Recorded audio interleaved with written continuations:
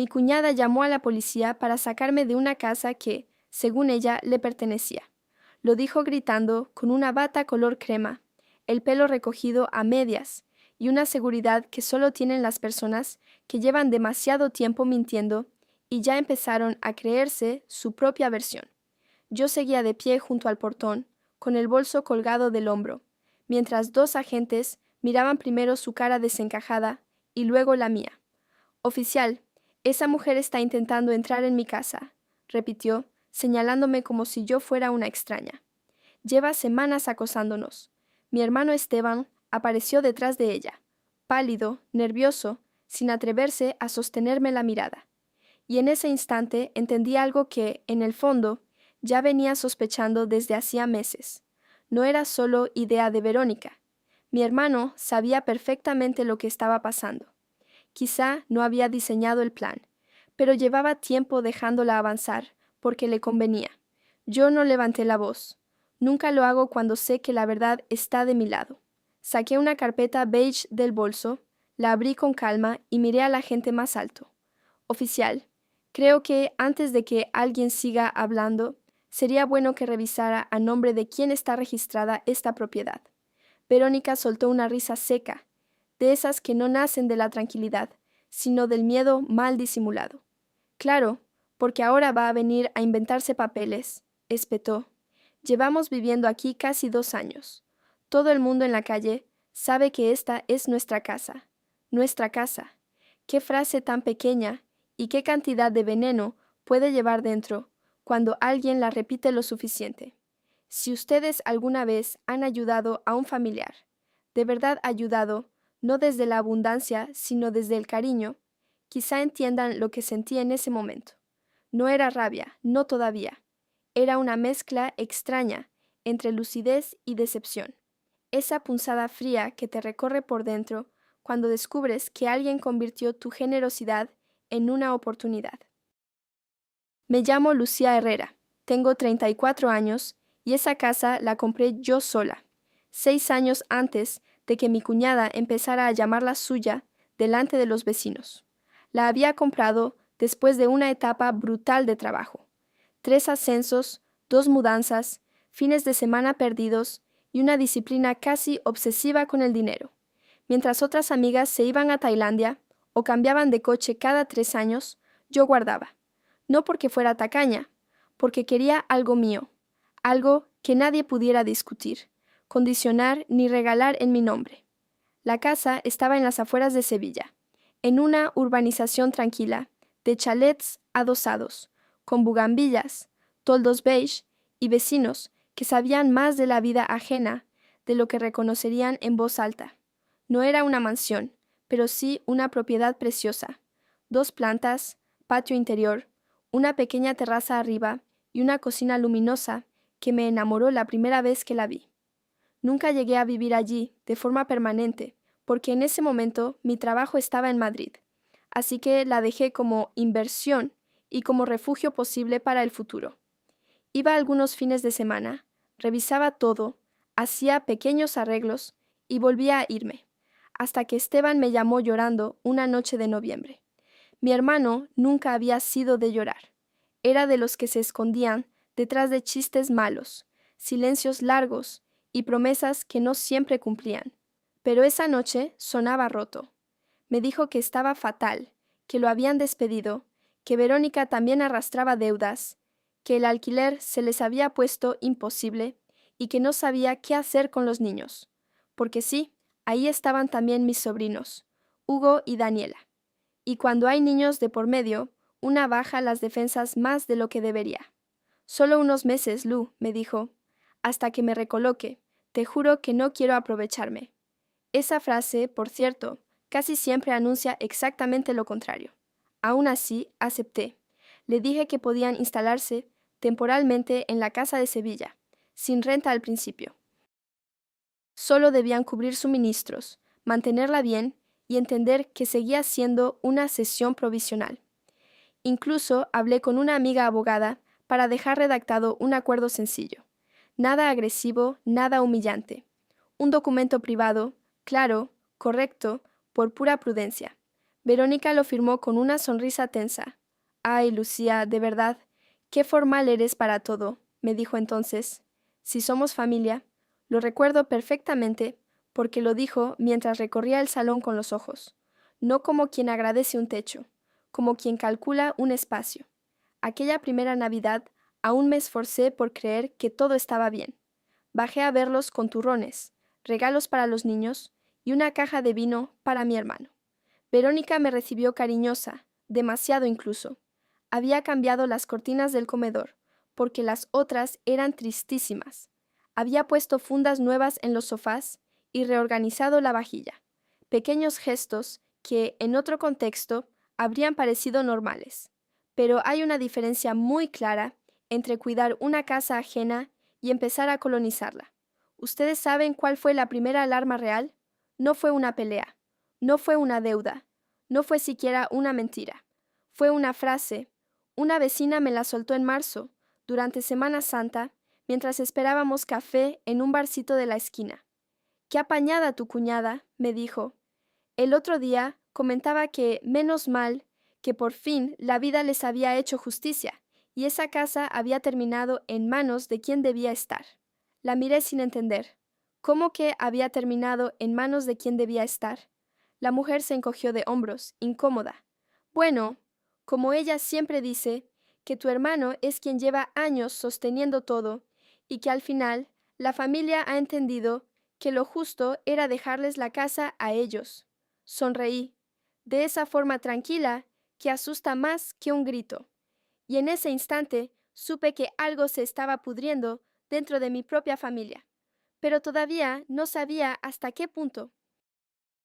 Y desde luego no imaginaba que meses después mi cuñada me iba a mirar a la cara, delante de 2 policías, y me iba a acusar de intentar entrar en mi propia casa.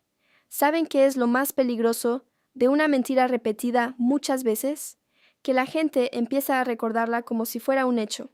Durante los meses siguientes empecé a notar pequeñas cosas que, tomadas por separado, podían parecer insignificantes, pero cuando las juntas, forman un patrón muy claro. Primero fueron los comentarios de los vecinos. «Tu cuñada está encantada con la casa», me dijo una señora de la urbanización. «Dice que, por fin, están construyendo algo suyo, algo suyo». Después fueron las fotos en redes sociales. Verónica subía imágenes del patio, de las cenas en la terraza, de los cumpleaños de los niños, siempre con frases curiosas. «Nuestro pequeño refugio», la casa donde queremos ver crecer a nuestros hijos. Después de años difíciles, por fin tenemos estabilidad. Nunca mencionaba que la casa no era suya. Nunca mencionaba mi nombre. Y quizá ustedes piensen que eso es solo orgullo o una forma de hablar. Yo también quise creerlo al principio, pero hay un detalle muy interesante. Cuando alguien omite algo importante, muchas veces seguidas, ya no es descuido, es estrategia. La segunda alarma llegó unos meses después, cuando decidí pasar un fin de semana en Sevilla para revisar la casa. Siempre lo hacía cada cierto tiempo, comprobar instalaciones, revisar el jardín, ver si había que arreglar algo. Avisé con 2 días de antelación en el grupo familiar. Bajo el sábado por la mañana. Paso por la casa y luego comemos juntos si quieren. Mi hermano respondió con un simple «perfecto». Verónica no contestó. Llegué el sábado alrededor de las 11. Era una mañana luminosa de primavera, de esas que hacen que el aire huela a jazmín y pan recién hecho. Aparqué frente a la casa y caminé hasta la puerta, con esa sensación tranquila que da regresar a un lugar que, al final, sigue siendo tuyo. O al menos eso pensaba. Toqué el timbre, nada. Volví a tocar, nada. Entonces probé con mi llave. No entraba. Me quedé mirando la cerradura varios segundos antes de volver a intentar. Nada. La habían cambiado. En ese momento escuché pasos dentro y la puerta se abrió apenas unos centímetros. Verónica asomó la cabeza. «Ah, hola», dijo con una sonrisa tensa. «Hola», respondí. «¿Qué pasó con la cerradura?» Se encogió de hombros. «Ah, sí, tuvimos un problema con la antigua. El cerrajero dijo que era mejor cambiarla». «¿Y no pensaste en avisarme?» Su sonrisa se estiró apenas un poco más. Pensé que Esteban te lo habría comentado.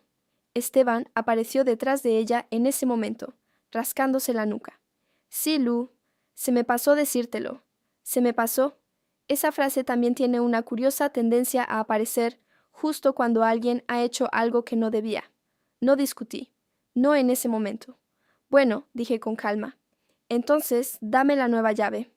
Hubo un silencio breve, apenas un segundo, pero fue suficiente para que entendiera algo.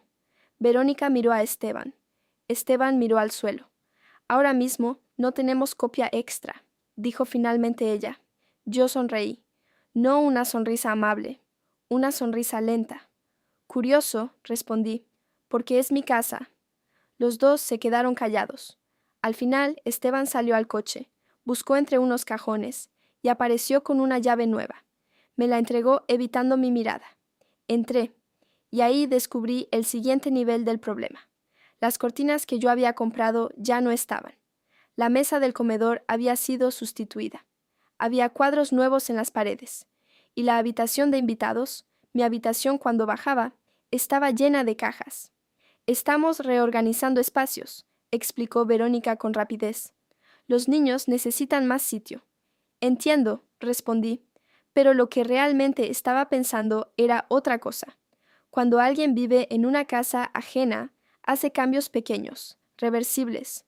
Cuando alguien cree que la casa ya es suya, empieza a rediseñarla. Aquella tarde no discutimos, comimos juntos. Hablamos de cosas superficiales. Incluso jugué un rato con los niños en el patio. Pero mientras ellos hablaban, yo observaba. Observaba cómo Verónica hablaba del jardín como si siempre hubiera sido suyo. Observaba cómo mi hermano evitaba ciertos temas. Y sobre todo observaba cómo, cada vez que yo mencionaba la palabra propiedad, la conversación cambiaba de dirección. Esa noche, cuando volví al hotel, llamé a mi amiga Laura. Laura es abogada, muy buena abogada. Le conté todo. Hubo un silencio largo al otro lado del teléfono.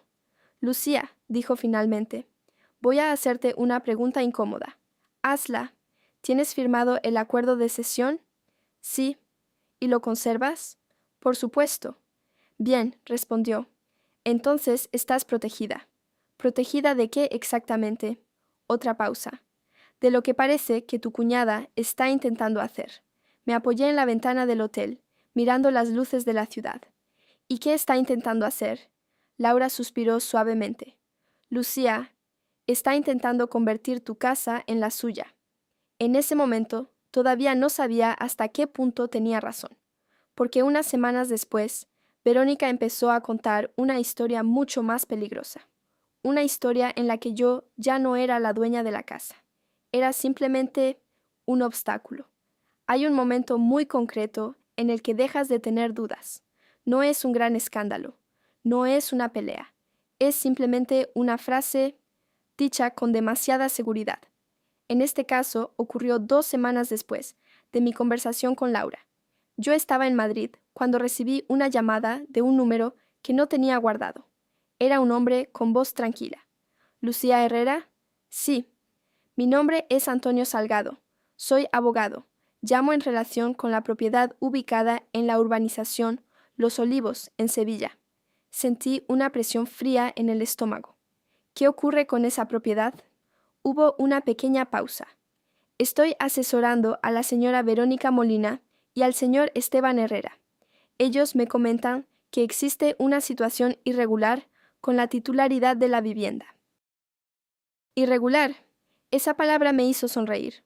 Curioso, respondí, porque la escritura está registrada a mi nombre desde hace 6 años. Silencio. El abogado carraspeó suavemente. Sí, eso aparece en el registro. Pero según mis clientes, la casa fue cedida permanentemente a su hermano como compensación por ciertos asuntos familiares. Ahora sí me reí. No una risa divertida, una risa corta. ¿Compensación por qué exactamente? Por el apoyo económico que él le brindó durante años, respondió el hombre. Según me explicaron, fue un acuerdo verbal entre hermanos. Ahí lo entendí todo. La historia ya estaba construida. Ellos no estaban improvisando. Llevaban tiempo preparando una versión alternativa de la realidad. Respiré hondo. Señor Salgado, dije con calma, tengo escritura, registro catastral, transferencias bancarias, pagos de impuestos y un acuerdo firmado de cesión temporal. Si sus clientes desean discutir la propiedad, podemos hacerlo perfectamente, pero no creo que el resultado vaya a gustarles. El abogado guardó silencio unos segundos. Entiendo, dijo finalmente. Simplemente estoy transmitiendo la información que me proporcionaron. Perfecto, respondí. Entonces transmítales también esta. La casa sigue siendo mía. Colgué, y durante unos segundos me quedé mirando el teléfono. ¿Saben cuál fue la parte más triste de esa conversación? No fue la mentira. Fue darme cuenta de que mi propio hermano había participado en ella. Esa misma noche llamé a Laura. Le conté todo. Vale, dijo después de escucharme. Entonces, ya sabemos qué están intentando. ¿El qué? Crear una narrativa. ¿Para qué? Para que, cuando llegue el conflicto, parezca que llevan años siendo los verdaderos propietarios.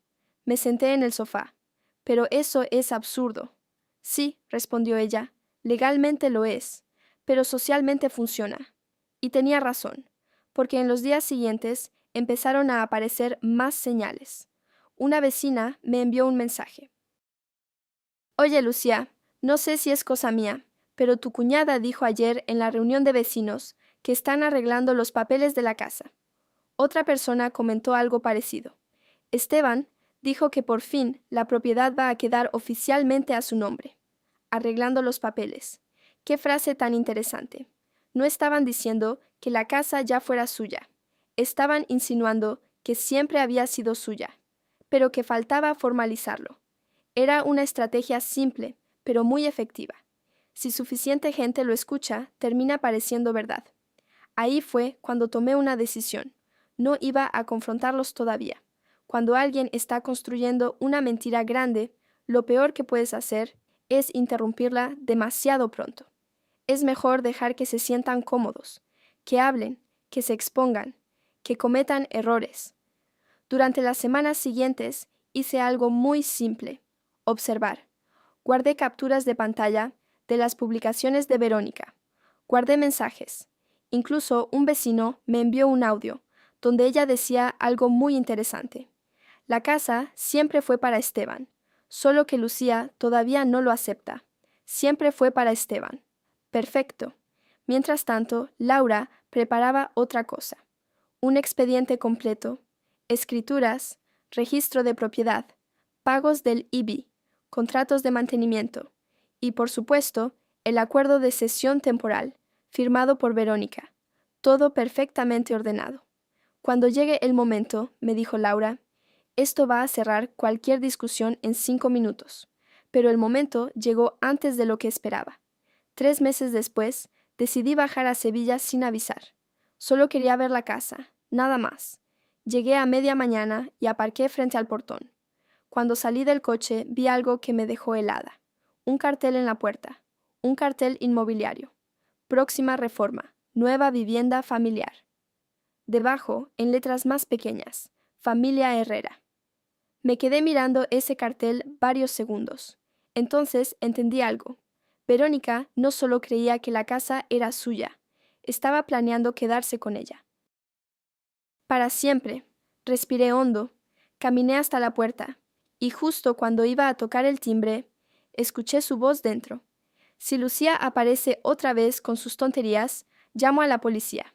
Sonreí, porque en ese momento supe exactamente cómo iba a terminar esta historia.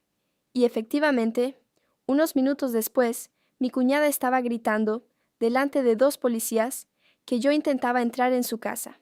Lo que ella no sabía era que ese día iba a aprender algo muy importante. La verdad solo necesita unos segundos para destruir una mentira. Oficial, esta mujer está intentando entrar en mi casa, repitió Verónica por tercera vez, con los brazos cruzados y esa expresión de indignación perfectamente ensayada. El agente más joven me miró con cierta cautela. Señora, ¿puede explicar qué está pasando? Yo asentí con tranquilidad. Claro. Mientras hablaba, saqué lentamente la carpeta beige del bolso. No tenía prisa. Cuando alguien grita demasiado, el silencio suele ser tu mejor aliado. Verónica soltó una risa sarcástica. Mire, oficial, esta mujer es la hermana de mi marido. Tiene problemas con aceptar que ya no forma parte de nuestras decisiones familiares. Curiosa frase, ya no forma parte. El agente frunció el ceño. Señora, dijo dirigiéndose a mí, ¿usted vive aquí? No, respondí con calma, pero soy la propietaria. Verónica levantó la voz de inmediato. Eso es mentira. Los vecinos ya empezaban a asomarse desde las ventanas. En esa urbanización las noticias corrían rápido, y ver un coche de policía siempre despertaba curiosidad. Yo abrí la carpeta. Oficial, aquí tiene la escritura de la propiedad registrada a mi nombre hace 6 años. El agente tomó los documentos. Su compañero se acercó también. Durante unos segundos solo se escuchó el sonido de las hojas al pasar. Verónica dejó de sonreír. Esteban seguía detrás de ella, completamente callado. ¿Y esto qué es?, preguntó el policía señalando otra hoja. Un acuerdo de cesión temporal firmado por ellos dos, respondí. Les permití vivir aquí mientras resolvían su situación económica. Verónica abrió la boca. Eso no significa nada, dijo rápidamente.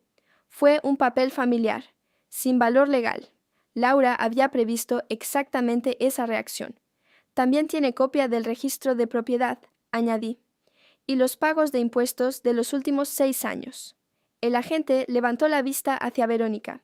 Señora, la vivienda está registrada a nombre de la señorita Herrera. Por primera vez desde que empezó la escena, Verónica se quedó completamente quieta. Eso no puede ser, murmuró. Yo la miré con una calma que, honestamente, ya no era solo serenidad, era claridad. Siempre lo ha sido. Esteban dio un paso hacia adelante. Lucía, quizá podríamos hablar esto en privado. Lo miré por primera vez directamente a los ojos. Esteban, llevas meses contando a todo el mundo que esta casa es tuya. No respondió. El silencio que siguió fue incómodo, pesado. Los policías intercambiaron una mirada rápida.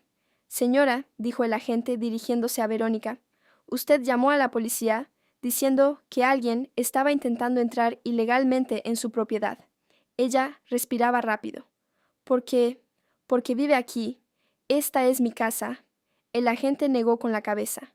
No según estos documentos. Y entonces llegó el momento que Laura y yo habíamos preparado con tanto cuidado. Saqué otra hoja de la carpeta. Oficial, además hay algo más. Se la entregué. El policía la leyó. Luego levantó las cejas. ¿Esto es una notificación legal? Sí, respondí. Verónica empezó a ponerse pálida. ¿Qué es eso? La miré. Es una orden formal de finalización de la cesión de la vivienda.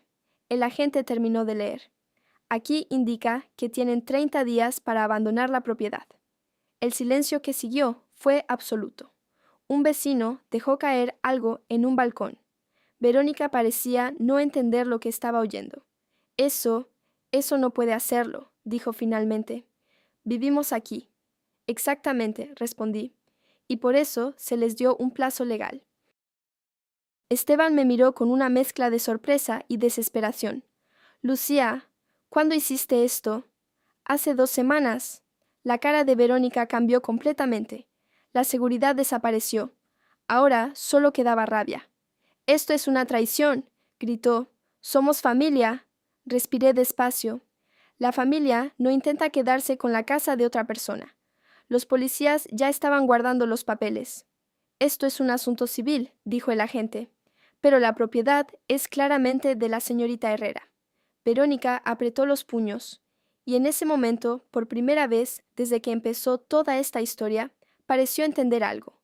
Había llamado a la policía para sacarme de una casa que creía suya, pero había terminado confirmando, delante de todo el vecindario, que nunca lo fue.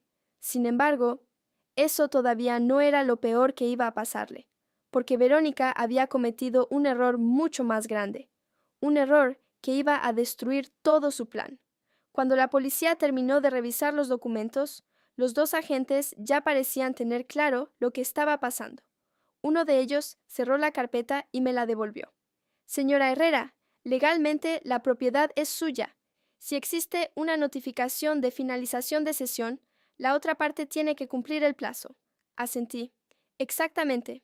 Verónica seguía parada frente a la puerta, completamente rígida. La seguridad con la que había empezado toda la escena había desaparecido por completo. Pero lo curioso de las personas que han mentido demasiado tiempo es que no saben detenerse, incluso cuando la realidad ya está delante de ellos. Esto no termina aquí, dijo finalmente. Nosotros hemos invertido dinero en esta casa. La miré con tranquilidad. ¿Ah, sí? Claro que sí, respondió con rapidez. Cambiamos muebles, arreglamos el patio, hicimos mejoras. El policía levantó ligeramente las cejas. Eso no cambia la titularidad de la propiedad. Pero Verónica seguía hablando. Además, añadió, tenemos pruebas de que Lucía nos prometió la casa. Ahí fue cuando cometió su mayor error. Porque cuando alguien cree demasiado en su propia historia, empieza a inventar detalles que no existen. ¿Prometí la casa?, pregunté con calma. Sí, dijo ella. Fue un acuerdo familiar. El agente volvió a mirarme. ¿Existe algún documento sobre eso? Sonreí. Sí. Verónica se quedó inmóvil. No esperaba esa respuesta. Saqué el teléfono del bolso y abrí una carpeta. Oficial, además del acuerdo de cesión, tengo varias conversaciones guardadas. El policía miró la pantalla. Mensajes de WhatsApp. Verónica leyendo el documento de cesión. Verónica confirmando que entendía que la casa no era suya. Verónica agradeciendo poder quedarse allí temporalmente. El agente levantó la vista lentamente. Señora, Verónica empezó a ponerse blanca. Eso no demuestra nada. Pero el problema ya no era solo legal. El problema era que varios vecinos estaban escuchando. Uno de ellos, incluso, murmuró desde una ventana. Pero si ella siempre decía que la casa era suya... El segundo policía cerró la carpeta con un gesto tranquilo. Creo que aquí no hay nada más que discutir. Miró a Verónica. La propiedad es de la señorita Herrera, y existe una notificación legal para abandonar la vivienda. Verónica respiraba cada vez más rápido. No nos vamos a ir, dijo. El policía suspiró. Eso ya no depende de nosotros. Si no abandonan la vivienda en el plazo indicado, el siguiente paso será judicial. El silencio que siguió fue pesado. Esteban parecía completamente derrotado. Lucía, murmuró, esto se nos ha ido de las manos. Lo miré, y por primera vez en toda la conversación sentí algo parecido a tristeza. No, Esteban, respondí. Esto empezó a irse de las manos cuando decidiste mentir. Nadie dijo nada durante unos segundos. Los policías se dirigieron hacia su coche. Los vecinos volvieron lentamente a sus casas. Y Verónica se quedó de pie en la puerta. Ya no parecía segura, ya no parecía dueña de nada. Solo parecía una persona que acababa de darse cuenta de que su plan se había derrumbado delante de todo el mundo. Antes de irme, dije una última cosa. Tienen 30 días. Verónica no respondió. Esteban tampoco. Subí al coche y me alejé lentamente por la calle. Mientras conducía, pensé en algo curioso. Mi cuñada había llamado a la policía, convencida de que iba a echarme de su casa. Pero lo que realmente había hecho era confirmar delante de todos que la casa nunca fue suya. Y a veces, la forma más rápida de destruir una mentira es dejar que la persona que la inventó la cuente demasiado alto.